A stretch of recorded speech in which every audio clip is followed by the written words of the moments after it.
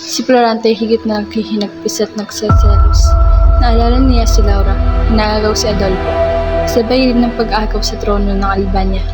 Hinimatay si Florante. Nang biglang nahimatay, nalungay-ngay ang kanyang ulo at napaiyak dahil sa luha niya. Nadiligan ng punong higerang nagagapusan. Sobrang pananaghoy ni Florante, maririnig ito sa buong kagubatan. Sa huli, nagising si Florante na nagtatanong sa sarili kung bakit si Laura ay nandito sa kanya para kay Adolfo.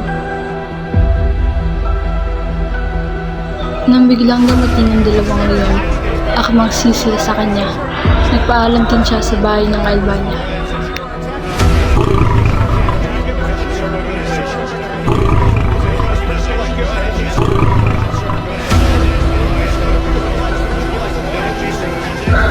Ang isang Moro at prinsipe ng Pransya ay dumating sa kinaroroonan ng Florante upang iligtas ito.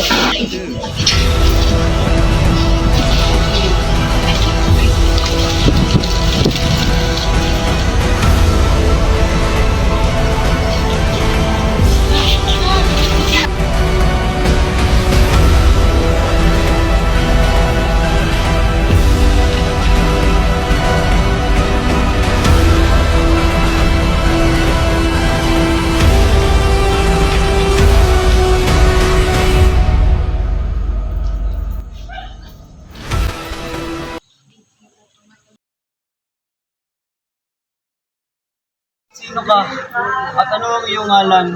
Ako si Aladdin at ako isang mandirigmang Moro. Ako si Florante. Isinilang ako sa Albania. Anak ni Duque Basello at Prinsesa Puresca ng Crotona. Nung sanggol pa lang ako, muntik na akong bagitin ng buhay. Nang makapaglagaw ng loob sa naalala ni Florante, ay kinuwento ni Florante ang kanyang talang buhay mula pagkabata hanggang sa paglaki.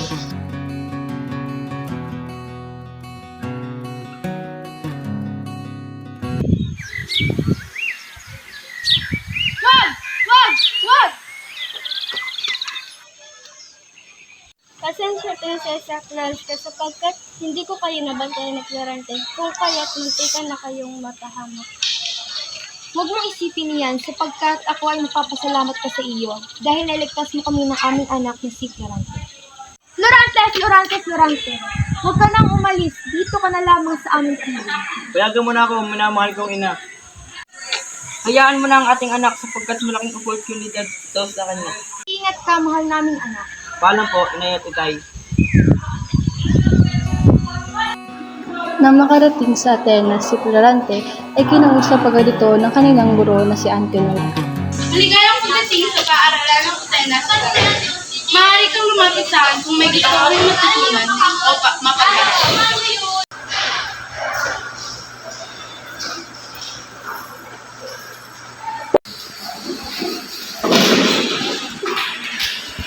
Magandang araw mga mag-aaral ng Atenas. Maaari na kayong magsuupang mga. So para sa inyo ang aralin ngayon, ay nais ko kayong bigyan ng isang dula-dula o nais ko kayong pagawin ng isang dula-dula.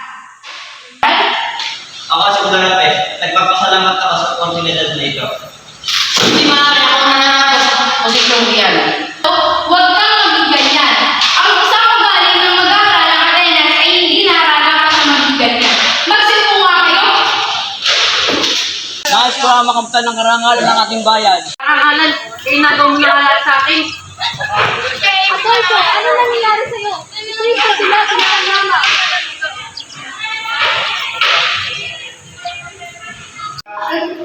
Adolfo, ano yung nabalita ko sa sinangkan mo raw sa Florante? Hindi ko tapos sa akin, pilit ko lang ang dula-dulaan. Ang pagpang mo sa akin ay hahatang ko para sa'yo ay nakibatid ka pabalik sa Albar. At wala ka nang magagawa sa akin gano'n.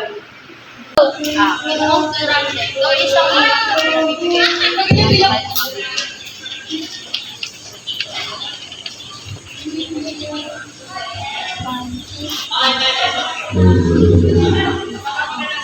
Ha? Isang liham na pinibigay ng pinamahal.